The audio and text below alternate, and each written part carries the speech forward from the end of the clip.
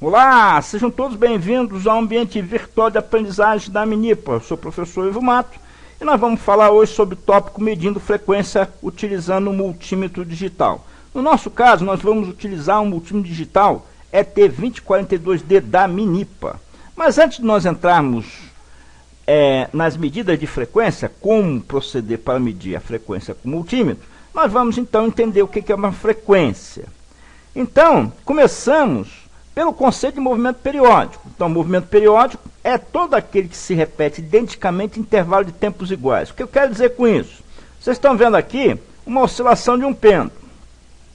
Então, ele está repetindo o movimento, ó, vai e volta, vai e volta. E o tempo que ele utiliza para ir e voltar, nós chamamos esse tempo de tempo t, ok?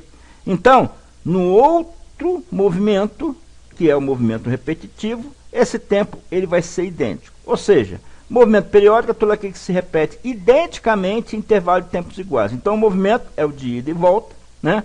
Ele não foi, deu uma paradinha e depois voltou. Não, o movimento é idêntico, ok? E os tempos são iguais. Vamos ver aqui um outro exemplo de massa-mola. Você pode ver que ele vai e volta em tempos iguais, né?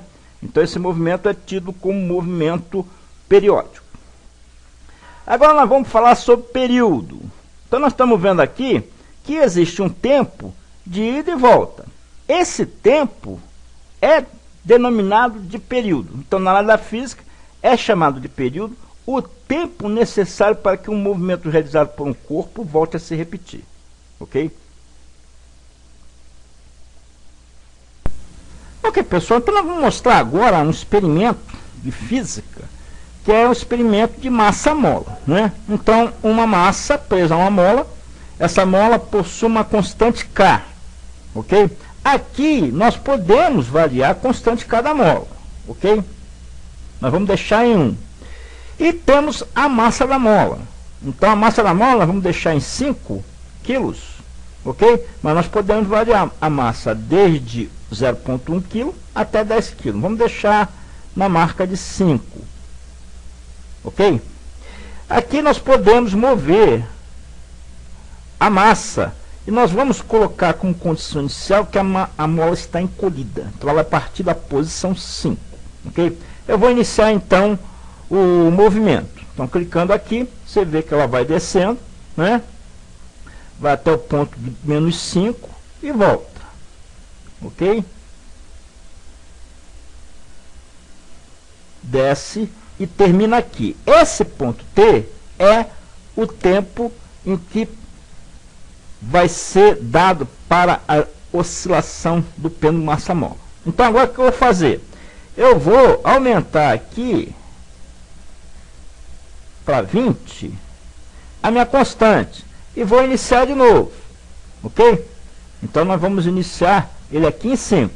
Então, clicando, olha lá.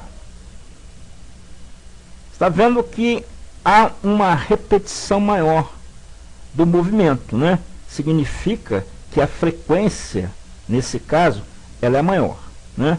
Então, veja que o mesmo tempo de oscilação que foi dado, tem um cronômetro, eu coloquei lá, e o cronômetro marca, vamos supor que aqui seja 20 segundos. Então, é 20 segundos de oscilação para todo mundo. Então, nós vamos depois verificar que a frequência, ela está relacionada com o parâmetro que é o período. Tá ok?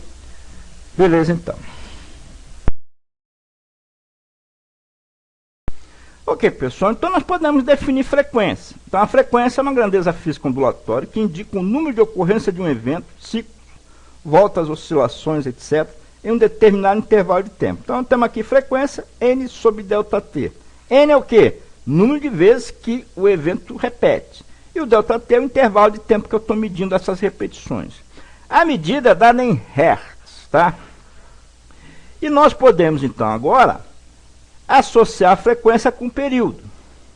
Então, nós temos que a frequência é dada por N sobre ΔT, mas se eu tiver N igual a 1, o que acontece? É uma repetição só.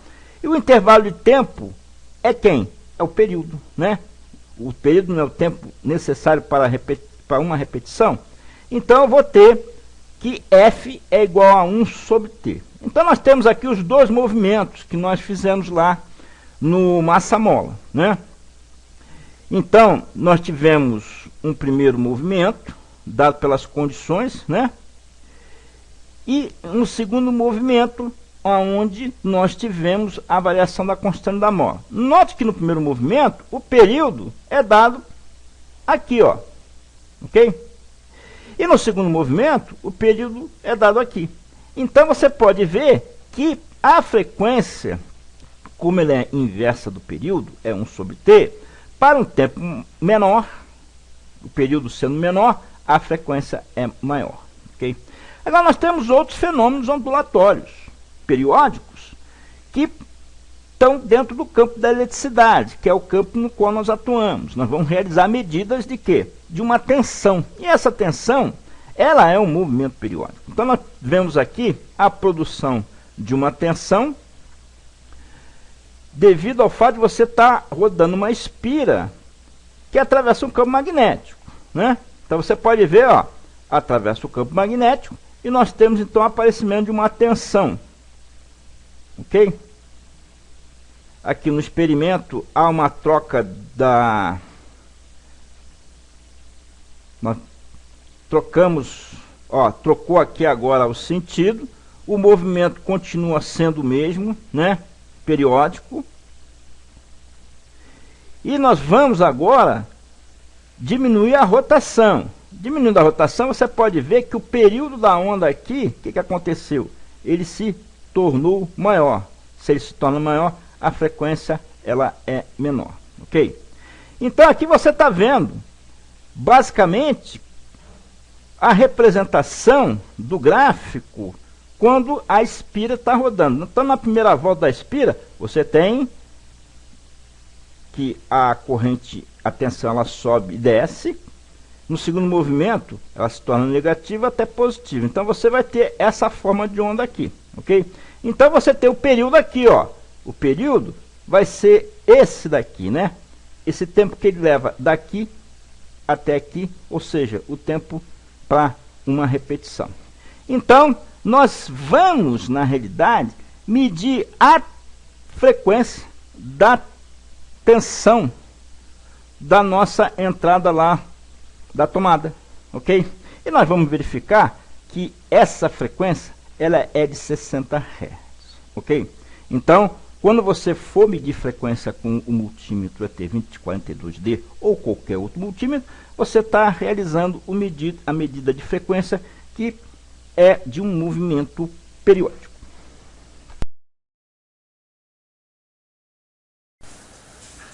Ok, pessoal, vamos então realizar a medida de frequência. Então vocês estão vendo aqui, está ligado aqui o meu multímetro. Eu vou colocar aqui, acender a lampadinha.